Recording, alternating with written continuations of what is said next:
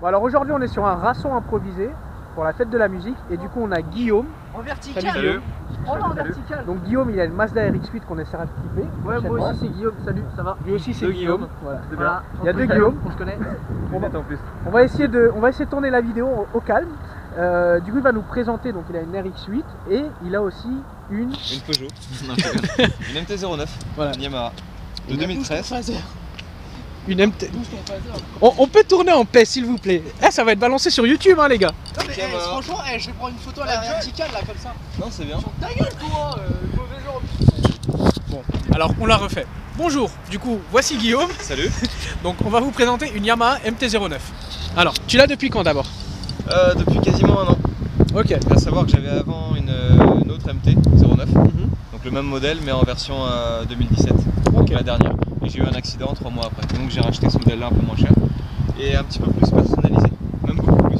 Donc c'est toi qui l'as personnalisée ou elle était comme ça? En partie, mais elle était tout ce qui est carénage carbone, ouais. Öhlins pour les suspensions, du Ritavia, jantes peintes, c'était déjà là. Moi j'ai rajouté tout ce qui est la ligne Akrapovic, ouais. J'ai rajouté un dernier petit carénage carbone, j'ai rajouté une bulle différente, j'ai rajouté quoi d'autre? J'ai fait une reprogrammation moteur. Ça c'est très très intéressant. Bah, du coup elle est plus bridée à 225 km/h électroniquement. D'accord, ah, de base elle est bridée à 225. Elle est bridée à 225. Ok, ça je savais pas du tout.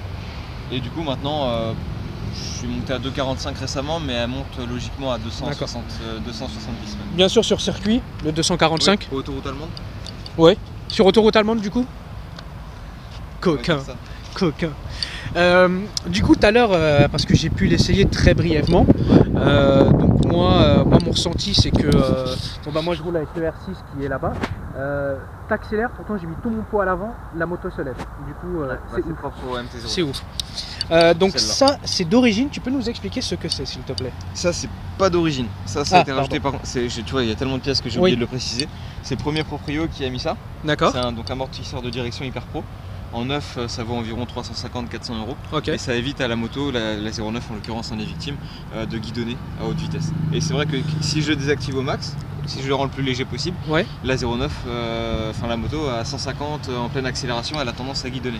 D'accord. Ah, sans lever, sans quoi que ce soit, ça guidonne quoi? Juste ça guidonne. C'est un peu dangereux pour ce modèle. Donc c'est bien de l'avoir toujours un petit peu réglé pour la route. Ouais. Et sur piste, par contre, le rendre encore plus dur en le tournant. Et pourquoi elle guidonne? C'est la conception. Le train, en fait, le train avant, il est très haut. La fourche elle est très grande. D'accord. Les suspensions de base, même en Öhlins, elles sont un peu molles. Ouais. Donc ça guidonne. Du coup, ce qu'il faut savoir, c'est que quand on a cet amortisseur de direction, le guidon braque forcément moins. Il braque moins. Bah, ouais. Là, par exemple, tu vois, ils ont été obligés de, comme ils ont changé le guidon aussi, ils ont été obligés de mettre des mousses.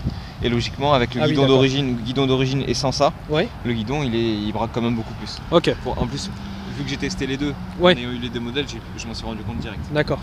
En tout cas, moi, je l'ai trouvé très légère. Elle fait combien de kilos? 190 environ là. Avec les pleins? Avec la ligne, avec les pleins, tout plein fait. C'est super peu. C'est ouf, hein? Ah ouais, t'en vois pas tous les Et je la veux, mais plus tard. Plus tard. Après ça. Après celle-là. Bah, tu vois, je pense que je vais même pas la vendre. Ouais.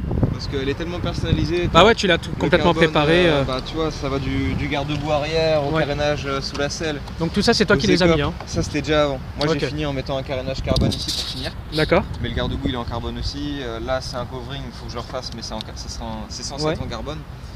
Après, voilà, t'as plein de petites pièces en carbone. T'as le support carter ici, le protège carter qui est en carbone.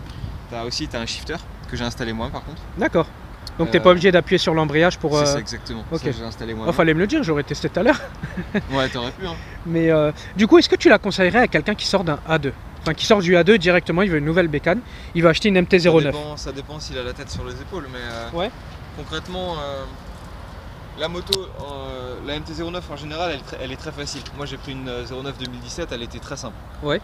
Enfin, la prise en main était ouf et la moto envoyait du steak. Par contre, après cette moto, exactement celle-là préparée comme elle est, avec les plaquettes qui freinent bien que quand c'est chaud. Si c'est un A2 qui est un petit peu chaud, dans la rue, il fait une accélération, il va pas freiner, il va se prendre une voiture. D'accord. Toi, t'as fait du circuit avec ou pas encore? Non, je vais m'y mettre normalement semaine prochaine. D'accord. C'est une bonne chose. J'ai tout là, elle est prête. Totalement prête. Faut que je renverse. Faut que je renverse, ouais. Préparé à Öhlins. Si tu veux clipper aussi le petit amortisseur des familles juste là. Öhlins, jaune. Ouais, exact, j'avais vu tout à l'heure, mais je ne pensais pas que c'était... Du coup, ça, c'est changé ou tu peux l'acheter préparé comme ça chez Yamaha? Tu peux leur demander de le changer, mais d'origine, elle n'est pas comme ça. Ok. Ouais. Après, moi, ce que j'ai rajouté, c'est au départ, elle n'avait pas cette bulle-là, elle avait une autre ligne, donc pour ça, j'ai changé. Oui. Le carénage carbone, le shifter et un feu. Ce feu-là, il coûte 28 €. D'accord. Presque pas cher. AliExpress, oui. AliExpress, ouais. Ok. Et franchement, le rendu, il est super top. Il est ça très fait bon, un moi je M pensais que comme c'était de l'origine. MT. Ouais. Et ça freine, enfin tu le vois super bien. Ouais, c'est super beau. Super bien. Bon bah écoute, du coup... Pour 30 €, j'ai pas hésité. Bah c'est clair. La ligne, combien? Avec la reprogrammation? Le prix de la ligne? Ouais. 750 environ. D'accord. En fait, cette ligne, elle vient de ma 2017. C'est mon seul souvenir de feu de ma 2017. Ok, vu qu'elle était accidentée. Ouais, voilà. Et la ligne n'avait rien. Et la reprogrammation, ça vaut combien? J'ai envoyé mon boîtier. Ouais. Et ça m'a coûté 200 €. D'accord. Mais avec le shifter, ça m'a coûté, on va dire, pas loin de 450 en tout. Alors, en tout cas, ce qui est bien, c'est que du coup, comme tu as changé la ligne, pardon, bon, j'imagine que tu as dû mettre un filtre Air Sport. Ouais, bien sûr. Bah, il était déjà d'origine. D'origine. Bah, ce qui est bien, c'est que tu as fait une reprogrammation parce que beaucoup changent la ligne et ne font pas de reprog. Tout a été fait dans un petit peu les règles de l'art. Dans les règles de l'art, ouais. La reprog, elle a été faite en fonction justement de ma ligne Acra et de mon filtre à air. Ouais. Donc exactement comme ça. Après, là j'ai encore quelques petits trous à l'accélération. Enfin, faut les déceler. Toi, t'as pas dû les voir. Mais le mec il va me reprendre le boîtier, il va me corriger. D'accord. Donc c'est un suivi après et c'est en peaufinant qu'on y arrive. Okay. Et là c'est déjà pas mal. Niveau consommation, t'as combien? Je dois être à 5,5 de moyenne. Donc l'ordinateur de bord. Là t'as la température moteur, ouais. Elle a un peu refroidi. T'as l'heure, les kilomètres, la vitesse et le compte tour, sachant qu'au départ elle est censée être s'arrêter à 10 511 000. Ouais. Et le rupteur a été. Et là on a décalé le rupteur de 1000 tours minute. D'accord. Donc elle gagne encore 1000 tours minute dessus. Ok. Ensuite tu as les modes. Les modes ça va être là. Ouais, j'avais vu ça tout à l'heure. D'accord. A d'origine, mode B c'est pour l'appui. Donc là tu es amputé de on va dire 30 à 40 chevaux. Ok. Mode standard où tu as la puissance max mais c'est plus lissé en fait sur les premiers tours minute. Et le mode A que je remets bien sûr. D'accord. Et si on veut voir la consommation du coup instantanée. Là on est à 5,6. D'accord. Sachant que ces derniers temps je la prends un peu moins. Normalement je suis plus vers les 5,2. Ok, ouais. Mais ces derniers temps quand je la prends moins souvent et j'ai tendance à accélérer un petit peu plus. D'accord. Voilà. Après tu as la consommation instantanée, donc là tu vois elle est non connue parce qu'on ne roule pas. Tu as le trip partiel, donc là il faut le remettre à 0, je ne les remets pas souvent à 0. Ouais. Et en total bah voilà elle est à 26 500. Ok, bah écoute, nickel. Je la prends comme toi, je pensais qu'elle avait 22 000. Ouais. Bah en tout cas, moi mes impressions c'est qu'elle se conduit. Après, bon bah moi je suis avec le R6, mais ouais c'est ça, en fait c'est violent. Ça monte d'un coup. C'est vraiment ouf. Voilà, j'ai vraiment mis mon poids sur l'avant et ça vous laisse lever. Et t'es pas allé encore très haut dans les tours? Ouais, j'y suis pas allé à fond. Je suis pas allé à fond, comme c'était une première fois. Quand elle s'envole. Ouais. En fait, avec la reprog et même la moto d'origine comme ça. Ouais. Entre on va dire 2000, à partir de 2000 jusqu'à 5000, 6000, voire 7000, c'est très coupleux, ça part bien. Tu peux y aller sur le couple, dans les virages, ça repart nickel. Et ensuite après avec la reprog en plus c'est encore plus le cas. Ouais. Quand tu accélères à fond, la moto il y a des envolées lyriques jusqu'à 11 500 et tu as l'impression que ça s'arrête pas et c'est un peu comme une super sport en fait.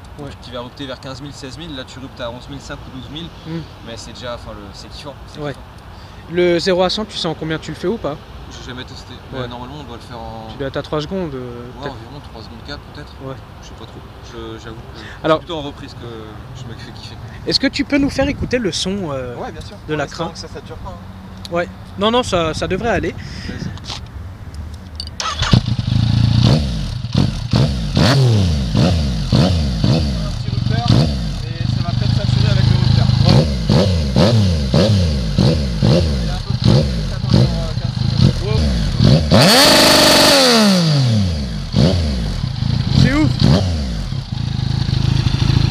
On reconnaît bien le son de Yamaha. Ouais.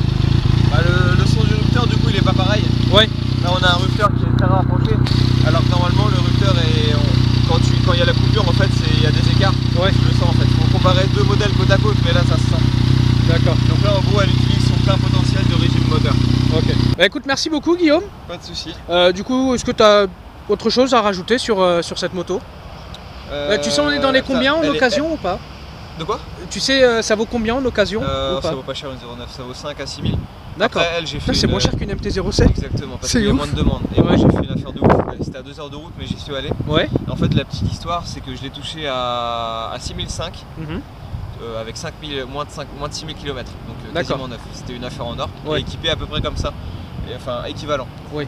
Ce que j'ai fait, c'est que moi j'avais déjà la ligne Accra, du coup j'ai revendu la ligne Haro qui était dessus, 500 balles, donc la moto elle m'est revenue en fait à 6000 euros, parce qu'elle avait aussi un sabot que j'ai revendu. D'accord. Et du coup je l'ai eu en tout pour 6000 balles. Ok. La bulle j'ai acheté, mais j'ai revendu l'autre bulle, il y avait un sabot moteur, je l'ai revendu 150, la ligne j'ai revendu 550. Du coup j'ai fait un petit mix et j'ai pu m'en tirer pour 6000 euros. D'accord. Avec une moto équipée comme ça et avec moins de 6000 km. Ouais, c'est génial quoi. C'était juste ouf. Franchement, c'est génial.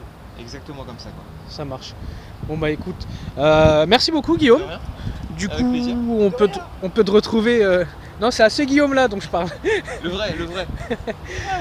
Bah écoute, du coup on peut te retrouver sur le groupe Bittersweet Boys. Exactement. On aura l'occasion de tester ta RX8. Bien sûr. Bon bah écoute, ça marche, avec plaisir. Bah samedi. Ça roule, ça roule. Bah écoute, à bientôt. À bientôt.